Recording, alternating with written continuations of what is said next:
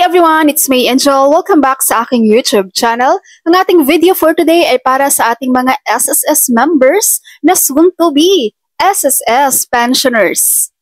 Dahil sa video na ito ay sasabihin ko po sa inyo guys na ngayon pa lang, lalo na kapag malapit na kayong mag-apply ng inyong monthly pension with SSS, habang maaga pa po, i-double check nyo na ang inyong records with SSS. Dahil marami ang pwedeng mangyari guys. Una, baka mamaya kung wala kang SSS online account, akala mo nakapaghulog ka or nahulugan ba ng company mo yung mga contribution sa SSS, yun pala hindi. Maraming ganun case. No, naranasan namin yan sa papa namin, ang tagal-tagal nagtrabaho sa company, yun pala hindi nire-remit yung mga contributions.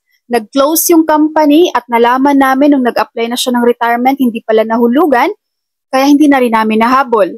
Number 2, sa pagkuha mo ng iyong SSS number, hanggang ngayon ba ay same pa rin ang dependent mo or beneficiary mo? Baka naman nag-iba na, hindi ka nag-update. So kawawa sila guys, pag bigla kang nawala, no, iba pala ang beneficiary mo. Number 3, ang membership status mo with SSS, naka-permanent na ba yan? Baka mamaya temporary pa lang yan dahil hindi ka naman pala nakapag-submit sa kanila ng yung documents katulad na lang ng birth certificate nung ikaw ay kumuha ng SSS number.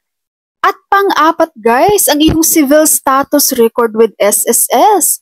Baka mamaya nung kumuha ka sa SSS, single ka pa at nag-asawa ka na guys, hindi mo na inisip na mag-update ng iyong status at ng iyong beneficiary with SSS. Kaya natutuwa ako doon sa mga SSS member na nag-inquire, nag-comment regarding sa pag-change ng beneficiary. Katulad na lang ni Sir Leo Londres. Ayan, sabi niya, "Good day ma'am, pwede mag-update online SSS beneficiaries?" Tapos meron pa si Ma'am Sahara. Sabi niya, "Naka 131 months na ako sa contributions ko sa SSS. Ang tanong ko ma'am, pwede ko pa ba palitan yung isa kong beneficiary kasi patay na siya? At pwede ko rin bang itama yung name ng mga beneficiary ko kasi mali pala mga binigay kong pangalan?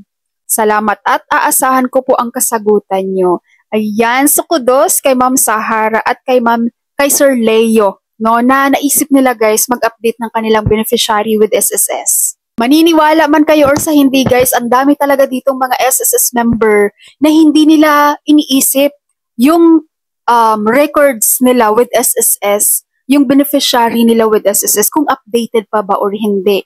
Kaya kapag, di ba, ang dami dito guys na member na SSS tapos nawala sila, hirap na hirap ang kanilang dependents, ang kanilang immediate family to claim the benefits with SSS.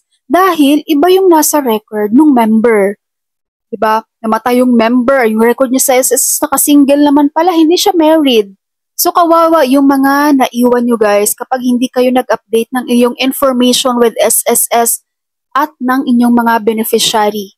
Doon sa mga nagtatanong kung pwedeng mag-update ng beneficiary online, hindi pa pwede guys. Pag mag-update kayo ng beneficiary and status nyo with SSS, kailangan talaga sa kanilang mesmong branch.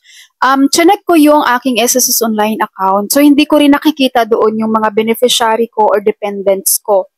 Okay, ang makikita lang natin doon na permanent yung ating SSS number, no, yung membership natin active, and yung membership type mo, voluntary ka ba or employed. So, yun ang makikita natin sa online. Pero hindi natin makikita guys ang ating mga beneficiary. Kaya kapag sa ngayon pa lang po, no, especially doon guys sa malapit na mag-pension, sa ngayon pa lang ayusin niyo na yung records niyo with SSS. I-check niyo na po ang records niyo. Alam kong hindi niyo na matandaan kung ano yung mga details, kung ano yung mga personal details na ini-input nyo during kumuha kayo ng SSS number. And it's been so long, ilang years na yan guys, ilang dekada na yan, no? So you have to update your SSS information records, especially your beneficiaries guys, your dependents. So i-update mo yun para pag mag-apply ka na ng iyong monthly pension, hindi ka na mahihirapan. Sorry. Ganito yun guys ha. Merong naka-experience dito na SSS member at nag-file, nung nag-60 siya, nag-file na siya ng kanyang monthly pension with SSS. Pero ang dami palang problema sa record niya with SSS, guys. Ang daming problema sa documents niya. Okay? Kaya para maiwasan nyo yan, ngayon pa lang, bumisita na kayo sa SSS, check your records, kung tama ba yung mga details na nandun, kung tama rin ba yung mga beneficiary na nilista mo doon. Alright, so SSS members, sana ay may natutunan kayo dito sa aking video for today. Maraming salamat po sa inyong panonood. If you have any questions, guys, any concern, just comment below. Sumasagot po ako. Thank you so much for watching, everyone. God bless you all.